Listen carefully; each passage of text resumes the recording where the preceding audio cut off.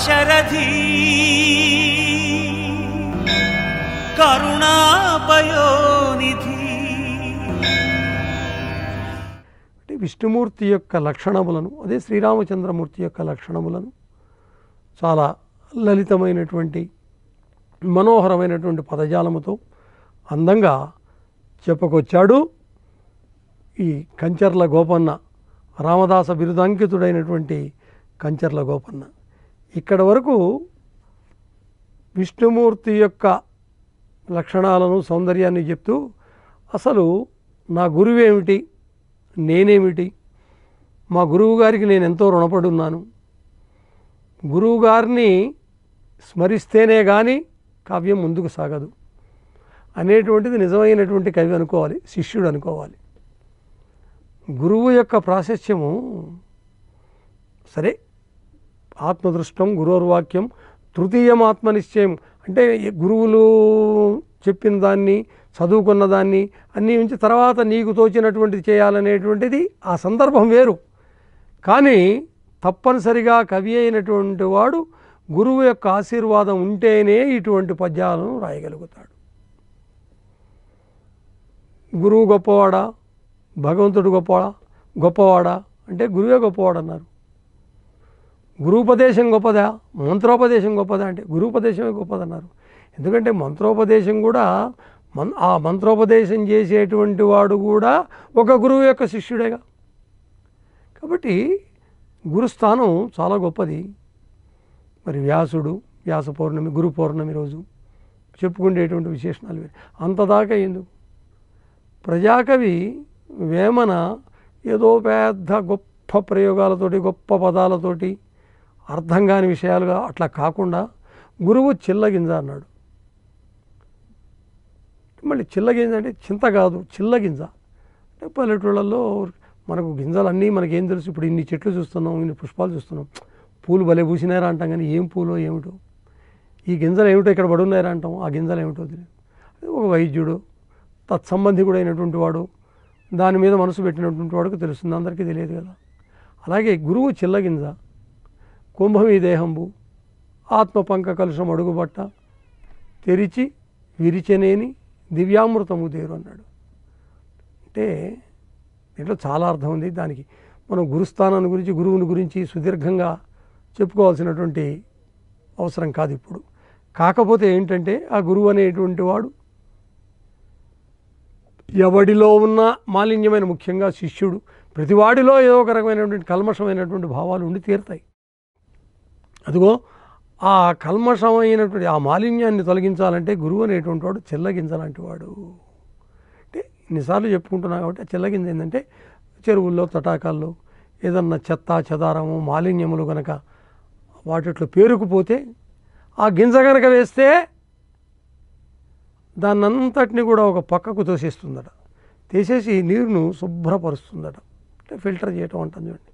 ఈ గురువు కూడా ఎంతటి పనికిరాని వాడైనా, ఎంతటి ఒకవేళ వాడు సుమతి కాకపోయినా కుమతి అయినా కూడా వాణ్ణి సంస్కారవంతుడుగా చక్కగా తీర్చిదిద్దగలిగినటువంటి నేర్పు, ఓర్పు గురువుకుంటుంది. అదిగో అటువంటి గురువుని గురించి, నా గురువు ఫలానా వాడు, నా గురువు యొక్క ఆశీర్వాదం వలనని, ఆయన యొక్క కటాక్షము వలనని నేను ఈ శతకాన్ని ప్రారంభించాను, రాస్తున్నాను, రాయగలుగుతున్నాను. నాకు ఆయన యొక్క ఆశీర్వాదమే శ్రీరామరక్ష అంటున్నాడు కంచర్ల గోపన్న అనబడేటువంటి రామదాసు గారు. అయితే గురువు ఒక్కడే కాకుండా మళ్ళీ మనం ఏమంటాం, సభలో ఉన్నటువంటి పెద్దలకు నమస్కారం అంటాం, సోదర సోదరీమణులకు అంటాం. అలాగే ఇక్కడ రామదాసు గారు కూడా చాలా వినయంగా, వివేక జ్ఞాని అయి ఆర్యులకెల్ల మృక్కి వినతాంగుడనై రఘునాథ భట్టరాచార్యుల కంజలెత్తి ఆర్యులకెల్ల మృక్కి వినతాంగుడనై రఘునాథ భట్టరాచార్యులకు అంజలెత్తి కవి సత్తములన్ వినుతించి కార్య సౌకర్యమనర్ప ఒక్క శతకం వనగూర్చి రచింతునేడు. తాత్పర్యమునన్ గ్రహింపుమిది తాత్పర్యమునన్ గ్రహింపుమిది దాశరథి కరుణాపయోనిధి.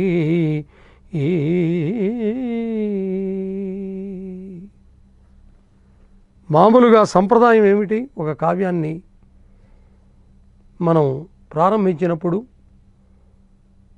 ఇష్టదైవాన్ని, గురువును, తల్లిదండ్రుల్ని, సమకాలీకులైనటువంటి కవుల్ని, తన శ్రేయోభిలాషుల్ని, తన ఆత్మీయులను, బంధుమిత్రులను అందరిని కూడా ఒక్కసారి స్మరించుకోవటం అనేటువంటిది సంప్రదాయం. అది ఎందుకు ఏమో, ఎవరెవరి ఎంతమంది మహనీయుల యొక్క ఆశీస్సుల వలన నేను ఇవాళ ఇంతవాణ్ణైనాను అని ఎవడు సద్బుద్ధి కలిగినటువంటి వాడు, వివేచనాశీలి అయినటువంటి వాడు అనుకుంటాడు. అహంకారపూరితుడైనటువంటి వాడు ఒకవేళ రాసినా అది రాసినట్టుగానే ఉంటుంది.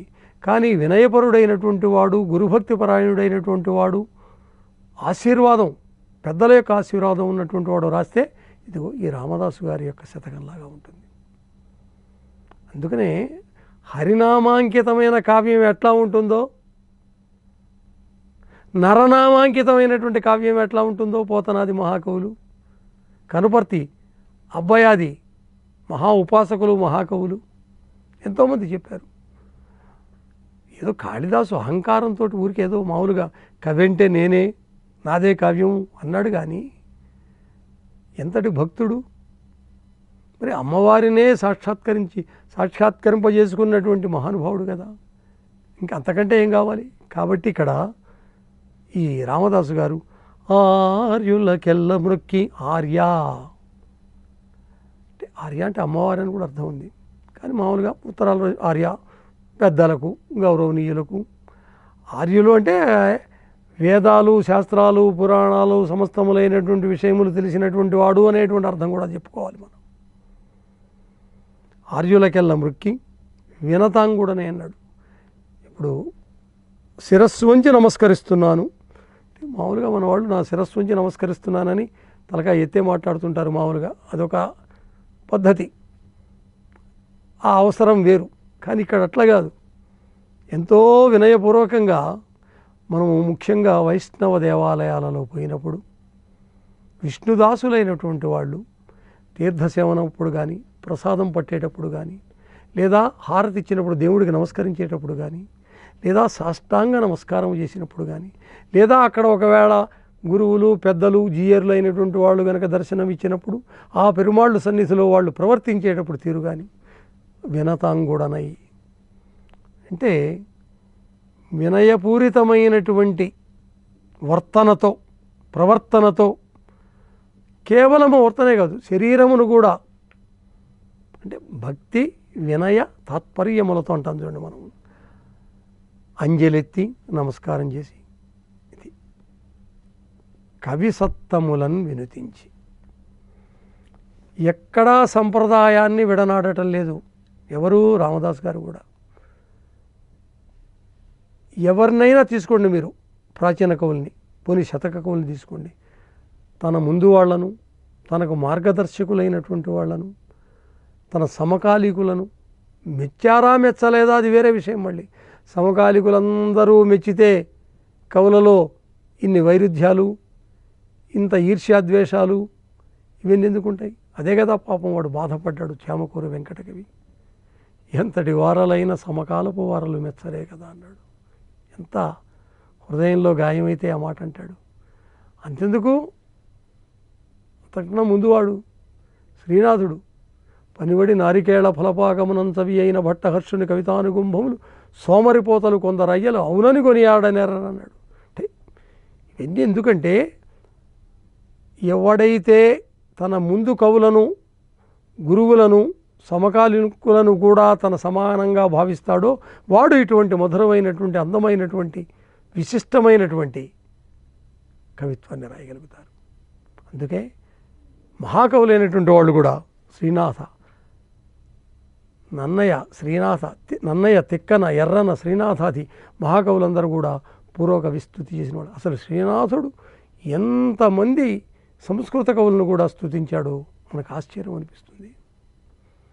ఎవరెవరో శివభద్రుడు, సౌమిల్లుడు, శ్రీహర్షుడు, దండి, ఇటువంటి వాళ్ళని, భాసుడు, వ్యాసుడు, ఇటువంటి కవులందరినీ కూడా స్తుతించాడు. అంతేకాదు తనకు అత్యంత ఇష్టుడైనటువంటి తిక్కన గారికి నమస్కారం చేసిన విధం కనుక చూస్తే అందువల్లనే శ్రీనాథుడు కవి సార్వభౌముడైనాడేమో అనిపిస్తుంది. ఇక్కడ కూడా గురువుగారిని రఘునాథ భట్టరాచార్యులకు అంజలిత్తి కవి సత్తములను వినుతించి, అది కవి సత్తములు. మామూలుగా ఒక నమస్కారం పెట్టచ్చు కదండి, అట్లా కాకుండా నోరారా కీర్తించాడంటాం చూడండి మనం. అలా నోరారా కీర్తించినటువంటి వాళ్ళల్లో ప్రబంధ కవులు చాలా ముఖ్యులు, శతక కవులు ఇంకా నిజంగానే అంతకన్నా ముఖ్యులు. కార్య సౌకర్యములర్ప అంటే అది సులువు కావటానికి ఎప్పుడు సులువు అవుతుంది? నువ్వు ఎప్పుడైతే అందరి యొక్క ఆశీర్వాదము, పూర్వకవులు కూడా నిన్ను పైలోకాల నుండి ఆశీర్వదిస్తారు అనేటువంటి విషయాన్ని ఇక్కడ చెప్పక చెబుతున్నాడు. పంచమవేదమై వరకు భారత సంవితనాంధ్ర భాష కావించ 15 పర్వములు విశ్వజగద్ధిత బుద్ధి ఎవడు ఆ కాంచన గర్భతుల్యునకు అఖండిత భక్తి నమస్కరింతు నిర్వంచిత కీర్తి వైభవ విరాజికి తిక్కన సోమయాజికని. ఇంత గొప్పగా పొగడాల్సిన పని లేదండి. పొగిడాడు అంటే తిక్కన గారి ఆశీర్వాదం ఉంది శ్రీనాథుడికి. మా తిక్కన మంత్రిమండను నుతింపని జిహ్వ నిరర్ధకము అన్నాడు జాషువా. మా తిక్కన గనక పొగడకపోతే, స్తుతించకపోతే, నమస్కరించకపోతే వాడి నాలుక వృధా. అంతే కదా, నన్నయ్యను కూడా శ్రీనాథుడు నన్నయ్య భట్టోపాధ్యాయుని అన్నాడు, నెట్టుకొని కొలుతూ. కాబట్టి ప్రాచీన కవి స్తుతుల్ని చేశారు. ఇక్కడ కూడా ఈయన పొగుడుతూ ముఖ్యంగా గురువు గారిని స్తుతిస్తూ ఇవన్నీ ఇంత ఫలించడానికి కారణం ఏమిటయ్యా అంటే వీళ్ళ నమస్కారాలను చేస్తూ వీళ్ళను భక్తితో స్తుతించడం అనేదే నేను అనుకుంటున్నాను. ఓ రామా, ఒక్క శతకం మన గురించి రచింతు నేడు అంటే మొదలుపెట్టాడు. 4-5 పద్యంలో ఈ విధంగా ఈ మాట నేను ఇవాళ ఈ పనికి, ఈ సత్కార్యానికి నేను పూరుకున్నాను. తాత్పర్యమునను గ్రహింపుమిది, నీవు దీన్ని గ్రహించు. తత్పరచిత్తుడనై నేను దీన్ని రాస్తున్నాను, నీవు గ్రహించు. కాబట్టి శతకమనే కావ్యం అన్నాడు గమ్మట్టు. శతకం మన గురించి రచింతు తాత్పర్యమునను గ్రహింపు. ఇది ఒక కావ్యం కిందనే వస్తుంది. కాబట్టి కొంత పద్యాలు శతకానికి ఒక సంఖ్య నియమించారు కాబట్టి దీన్ని శతకం అంటున్నాం మనం. ఓ కరుణా సముద్రుడమైనటువంటి భద్రాచల రామ, నన్ను నీవు ఒక మంచి అభిప్రాయంతో ఒక స్వీకరించవయ్యా. అక్కడేమో శ్రీకారంతో చెప్పినప్పుడు అది శుభదమైనటువంటిది, శుభంకరమైనటువంటిది. ఇక్కడ తన గురువుగారు కవిస్తుతి, ఇది కూడా శుభంకరమైనటువంటిది. ఇన్ని సర్వశుభంకరమైనటువంటి లక్షణములతో తన శతకాన్ని ప్రారంభిస్తున్నాను. ఓ రామా, ఇంకా నా చేత మంచి మంచి మాటలు, మంచి మంచి పలుకులు పలికించవలసినటువంటి బాధ్యత నీదే అనేటువంటి విషయాన్ని చెబుతున్నాడు.